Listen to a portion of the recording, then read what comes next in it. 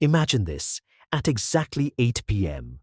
Every light on Earth goes out, your phone dies, the internet disappears, your refrigerator stops working, no TV, no air conditioning, no elevators, no electric stove. Within hours, modern life begins to fall apart. But here's something incredible. For thousands of years, people lived exactly like this.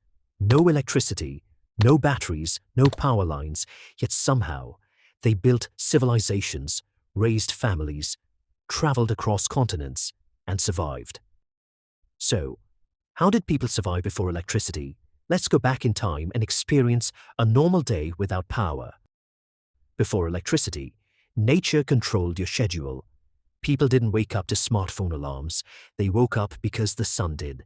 As daylight filled the sky, the entire village came to life.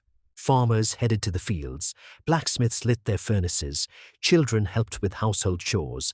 Every hour of sunlight mattered, because once darkness arrived, most work stopped. Candles and oil lamps gave off only a tiny amount of light, so wasting daylight wasn't an option. People naturally followed the rhythm of the seasons. In summer, longer days meant more work. In winter, life slowed down. The sun wasn't just light, it was their clock. Now imagine opening your kitchen, and there's no refrigerator. How would you stop food from spoiling? People became masters of food preservation. Meat was covered in salt, fish was dried in the sun, fruits became jams, vegetables were stored underground in cool cellars. Smoking food over fire helped it last for weeks, sometimes even months. Many families also grew their own food. Gardens weren't hobbies, they were survival. Every harvest mattered, because if crops failed, hunger wasn't just possible, it was expected.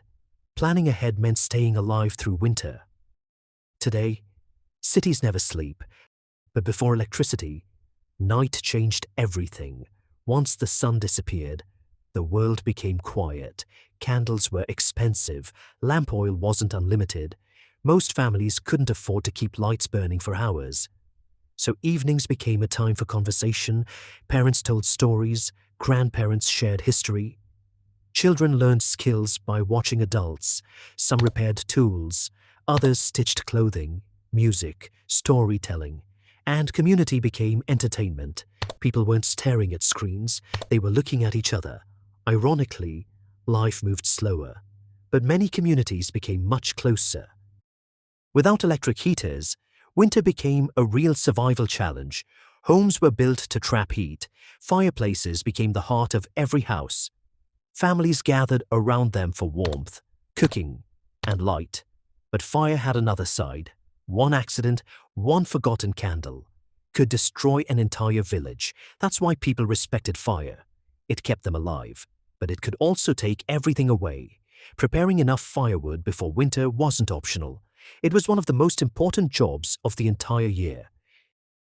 Today, machines do much of our work. Back then, people did almost everything by hand. Water came from wells, laundry was washed manually, bread was baked from scratch, wood had to be chopped, animals needed feeding every single day. Nothing happened instantly. Every meal, every clean shirt, every warm fire required time and effort. Life was physically demanding, but those daily skills made people incredibly resourceful.